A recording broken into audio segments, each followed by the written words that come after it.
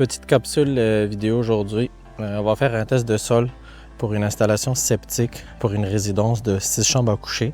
Dans le fond, le but de la vidéo ici, c'est vraiment de documenter tout ce que je fais, puis j'essaie d'expliquer au mieux c'est quoi qu'on fait durant un test de sol, puis faire comprendre aux gens qui ne savent pas comment que ça fonctionne, c'est quoi un test de sol, puis comment que ça fonctionne.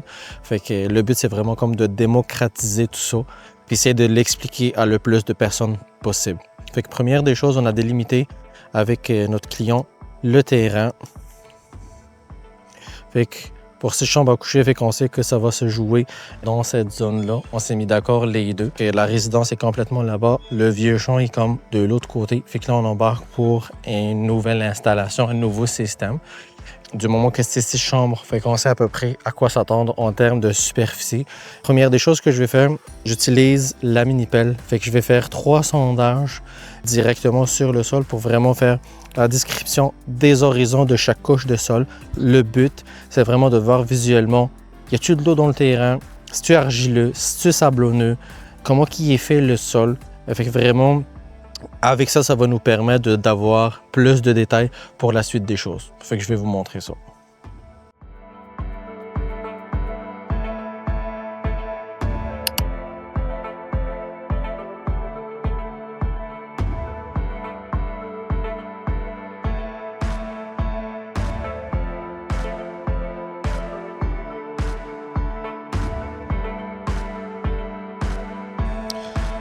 Bon, fait que je viens de finir mon premier sondage.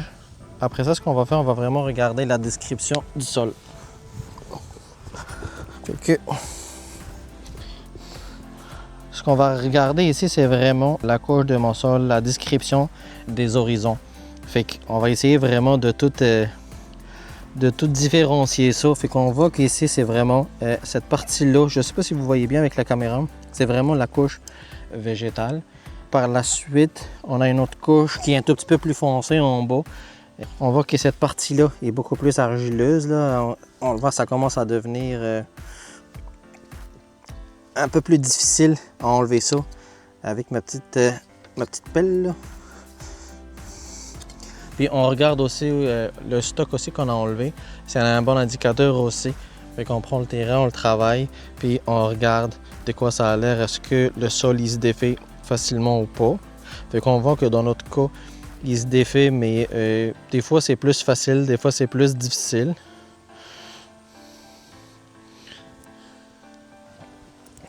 Puis c'est ça, par la suite, on vient vraiment, comme je dis, regarder chaque couche de sol et venir estimer déjà visuellement où est-ce qu'elle arrête la partie, on va dire, qui est comme perméable. Fait que dans mon cas, de ce que je vois, moi, vite de même comme ça,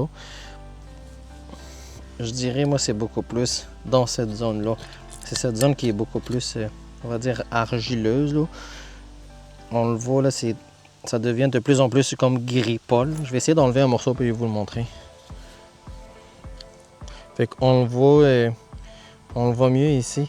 C'est des motons ça se défait pas aussi facilement. Puis c'est un peu dur. On voit qu'on est comme obligé d'appuyer, d'exercer une certaine pression pour que le sol se défait. On voit que la couche limitante est à peu près ici. Fait que ce qui va nous rester, c'est vraiment de là à aller au haut. Fait que si je prends mon tape puis je mesure ça, j'ai à peu près un 35 cm.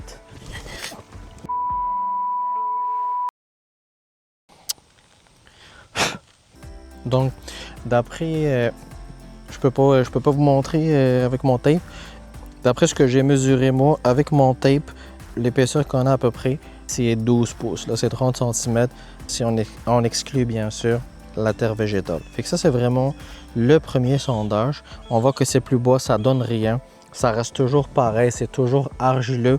Au contraire, plus on descend en bas, on voit que le sol, je sais pas si on le voit bien avec ma caméra dans cette zone-là, là, on voit que c'est plus foncé. Ça veut dire que le sol est plus humide dans cette zone-là, fait que ça donne à rien de descendre plus bas. Bon, là, je viens de finir de réenterrer mon premier sondage que j'ai fait tantôt. Il est juste ici. C'est sûr que là, je vais finir le terrain, là, la pelouse, on va tout racler ça avec le râteau pour que ça redevienne presque comme c'était au début. Puis là, je viens de faire mon deuxième sondage. Fait qu'on voit que le deuxième sondage, le sol il est un tout petit peu plus meilleur, on a un tout petit peu plus de matériel puis plus d'épaisseur. J'ai pas voulu, je n'ai pas descendu plus profond que ça. La raison est que plus on va descendre, plus le sol il est très compact puis il est comme un peu rocheux. Mais on le voit, la couche, vraiment, si on prend de la couche végétale qui est ici, qu'on enlève juste cette partie-là, puis qu'on redescend, on voit qu'ici c'est beaucoup plus beau. Fait que si on regarde vite de même comme ça,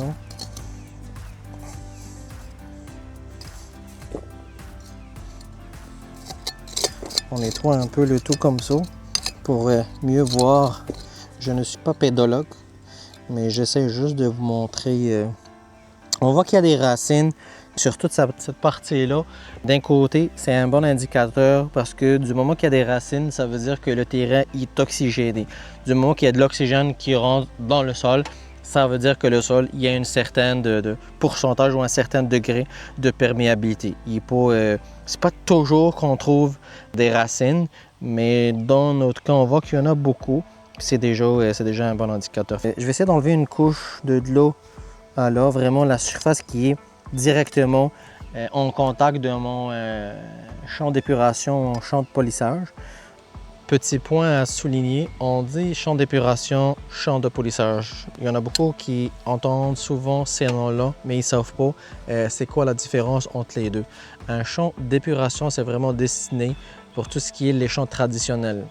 On voit beaucoup plus, il y en a plus que ça, mais les champs qu'on voit plus souvent, c'est vraiment le filtre à sable hors sol puis l'élément épurateur modifié. Le filtre à sable hors sol, c'est celui qui est comme une bosse, puis l'élément épurateur modifié, c'est le champ qui est complètement encastré dans le sol. Des fois, il est juste partiellement encastré, mais ça arrive souvent qu'ils soient complètement encastrés dans le sol.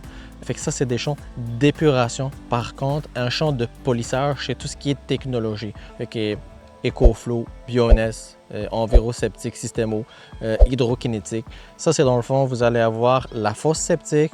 Après ça, vous allez avoir le traitement qui est la technologie, puis ça s'en va directement dans un champ. Fait que toutes les eaux vont se drainer dans le sol. Mis à part l'Enviroseptique Système eau, que lui, la technologie, c'est vraiment les conduites et non pas un deuxième caisson. Par contre, dans le cas d'un champ d'épuration, ce que j'ai nommé le filtre à sable hors sol et l'élément épurateur modifié, eux autres, les deux systèmes ont vraiment juste une fosse septique, une conduite qui sort, puis ça s'en va directement dans le champ où est-ce qu'on voit plusieurs conduites perforées, puis tout se draine dans le sol. Je vais essayer de vous faire une vidéo prochainement pour vous expliquer la différence. On entend souvent des personnes dire « Ouais, mon voisin, lui, il y a un élément épurateur modifié où il y a un champ d'épuration, il est complètement castré.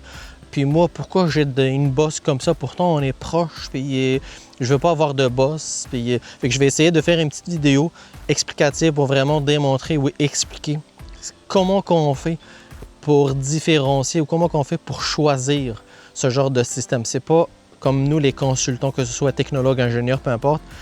Oui, on est là pour vous aider, mais c'est pas de notre tête. C'est grâce à l'étude, à l'épaisseur de sol, l'épaisseur de sable ou de sol perméable qu'on a sur votre terrain, la superficie de votre terrain, votre puits, les puits voisins, s'il y a des zones humides. Il y a plusieurs éléments à prendre en compte pour dire dans votre terrain, OK, ça va prendre un champ d'épuration système conventionnel ou non. On n'a pas le choix, ça nous prend une technologie, que ce soit EcoFlow, Bioness, Enviro, peu importe. Là.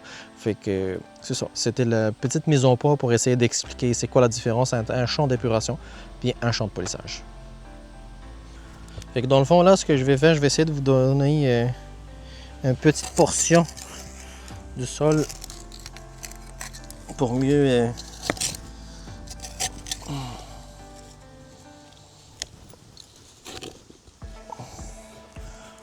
illustrer mes propos, mieux expliquer. J'ai vraiment juste mis un petit tas que j'ai pris avec ma petite pelle, juste vraiment pour vous montrer. C'est sûr que, dans le fond, moi, je fonctionne de plusieurs façons différentes. Sur le marché, je vous dirais, en général, les consultants ou les firmes qui font les tests de sol, ils procèdent de deux façons différentes. Il y en a que c'est beaucoup plus, ils font des trous avec une terrière, soit une terrière à gaz, une terrière manuelle, puis ils font un essai de perméabilité. puis qu'ils mettent vraiment, ils font un trou, ils font un perméamètre, ils vont attendre le temps d'écoulement de l'eau, ils vont chronométrer tout ça, puis après ça, ils vont faire des calculs. Avec ça, ils vont calculer à quelle vitesse l'eau est infiltrée dans le sol. Avec ça, on va savoir si le sol il est perméable, peu perméable ou très perméable à l'eau. Il y en a d'autres qui font, eux autres, c'est vraiment, ils font des sondages avec la mini-pelle ou terrière, puis ils prennent des échantillons au laboratoire. Et moi, personnellement, au début, je faisais exclusivement des sondages à la mini-pelle. J'ai toujours travaillé avec la mini-pelle. Je trouve que le rendu est plus bon. On arrive à mieux regarder comme ça les horizons de sol. Versus quand tu fais ça avec une terrière de 2 pouces ou 4 pouces, ben, tu ne vois pas le fond de ton sondage. Tu ne vois pas les horizons de sol. Fait que ça, c'est une première des choses. Moi, comme je dis, personnellement, je fonctionne avec la mini-pelle. Avant, je faisais juste je prenais des échantillons de sol que j'envoyais directement au laboratoire pour les analyser. C'est correct, c'est une façon de travailler. À cette heure, ce que je fais, j'ai rajouté une troisième méthode. Fait que je fais 3 méthodes. Dans le fond, le descriptif visuel des horizons, ce que j'étais en train de vous montrer depuis le début. Par la suite, je prends un sac d'échantillons comme celui-ci. Et dans le fond, je vais vraiment le remplir. Mon petit sac qui est là. Fait que je vais le remplir, je vais l'envoyer au laboratoire. Fait qu'ils vont tout analyser mon sol en profondeur. Ça va me dire le pourcentage de sable, d'argile, de silt pour que je puisse vraiment préparer mes plans en conséquence. Puis là, ce que j'ai rajouté moi comme façon de faire, ben là, j'utilise le perméamètre de Pasc. Fait que je fais vraiment injecter dans un tube de l'eau à l'intérieur de mes sondages, de mes carottes. Puis après ça, je vais chronométrer le temps que ça prend pour que l'eau se draine dans le sol. Fait qu'avec des calculs mathématiques, on va savoir aussi comment que le sol y travaille, puis comment que le sol il boit de l'eau. J'aime bien aussi cette façon de faire. Je la trouve qu'elle est complémentaire parce que quand on prend, il y en a qui, comme je dis, ils prennent des échantillons de sol juste pour les envoyer au laboratoire. Ben, on va perdre tout ce qui est compaction de sol. Comme là, dans notre cas, le sol qui est très compact. Fait que là, vous allez voir, ça peut être variable les résultats que ça va nous donner. Puis les 3 tests que je fais, j'essaie toujours de prendre la plus pire. Fait que, imaginons que je fais mes sondages, je déduis que le sol y est perméable, puis par la suite, je prends des échantillons de sol que j'envoie au laboratoire. Ben là, le laboratoire, ils vont me dire « OK, pas de problème, ton sol que tu nous as envoyé, l'échantillon, il est perméable, fait qu'il n'y a pas de problème. » Puis supposons avec le perméamètre, ben là, ça me donne un résultat peu perméable. À ce moment-là, je ferai mon système en conséquence, puis j'essaierai de faire un système en peu perméable. Fait que, en gros, c'est ça mon deuxième sondage. Fait que là, comme je vous ai dit, j'ai fait le premier qui est là. J'ai fait mon deuxième qui est ici. Fait que je vais rajouter un troisième un tout petit peu plus loin, tout en sachant que le champ est généralement comme rectangulaire. Fait que je vais essayer de rajouter un troisième sondage. Puis par la suite, je vais m'embarquer avec mon test de perméabilité avec le perméamètre de Pasc.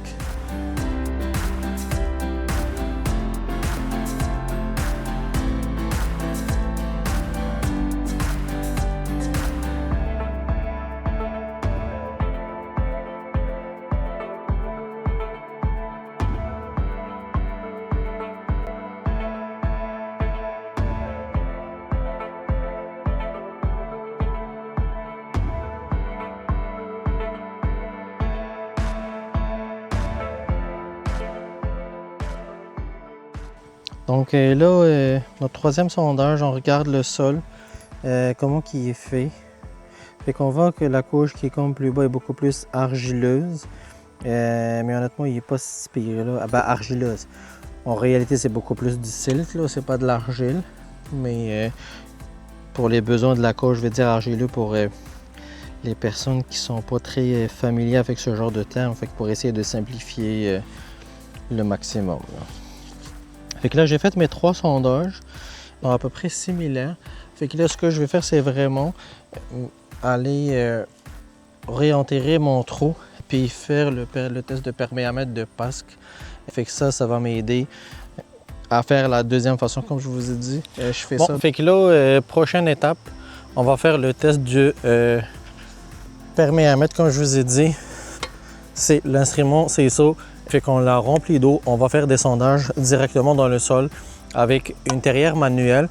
Ça va nous permettre d'injecter de l'eau puis on va vérifier à quelle vitesse l'écoulement se fait c'est avec ça, puis on va faire des calculs, ça va nous déterminer si le sol il est perméable, très perméable, peu perméable ou imperméable. Fait que je vais vous montrer ça.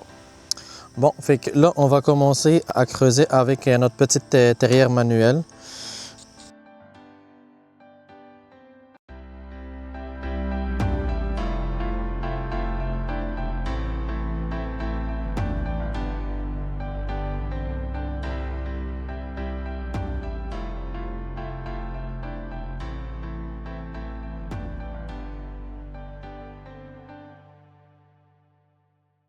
Fait que là, on va prendre notre perméamètre puis on va commencer à noter puis chronométrer nos sondages.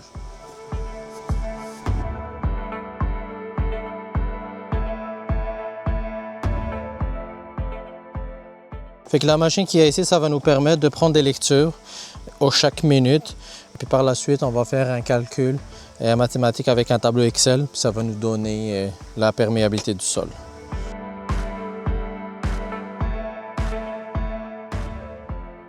Je ne sais pas si vous voyez là, mais il y a des bulles qui sont en train de monter et ça c'est un bon indicateur. Plus il y a des bulles qui vont monter, plus ça dit que le sol il est réceptif à l'eau, il boit de l'eau.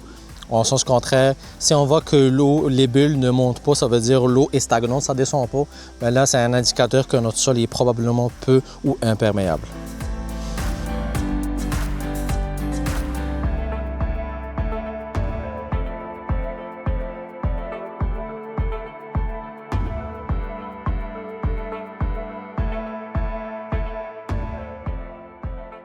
En passant de ce qu'on voit ici, comme j'avais montré au début, au moment de faire mes 3 sondages, c'est sûr que le sol il est perméable sur une profondeur donnée d'à peu près, si on compte la pelouse, on a à peu près 40 cm au total, qui est le minimum pour avoir un système, peu importe, ça nous prend un minimum de 1 pied de bon sol. Fait que dans notre cas, c'est sûr, on va s'en aller avec un TSA, un traitement secondaire avancé. D'autant plus que la résidence ici se comporte de 6 chambres à coucher. Puis heureusement, on a de l'espace en masse pour ça. Puis la cliente a déjà choisi sa technologie, elle veut s'en aller avec EcoFlow.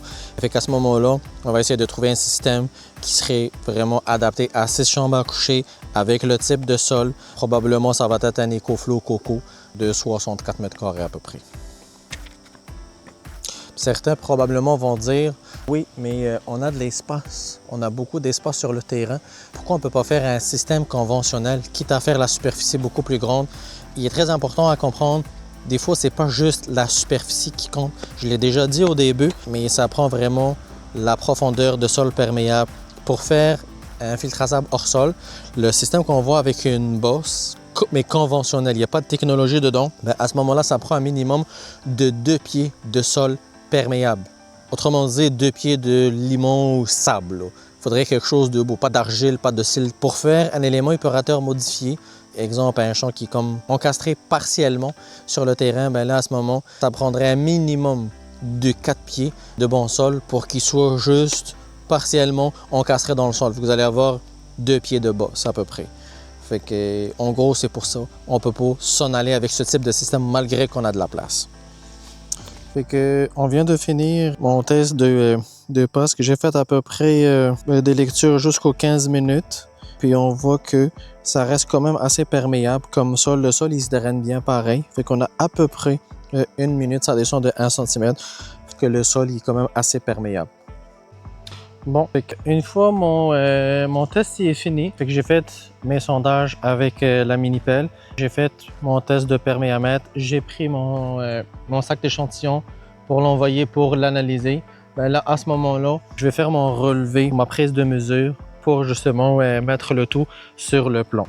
Fait que je vais vraiment relever où est-ce que j'ai fait mes sondages avec la pelle. Je vais relever le relief à peu près ou la pente du terrain qui a été retenu pour faire l'étude ou pour faire le futur champ de polissage. Puis où est-ce que j'ai fait mon test de perméamètre de passe qui est juste derrière. Fait que en gros, c'est ça qui me reste.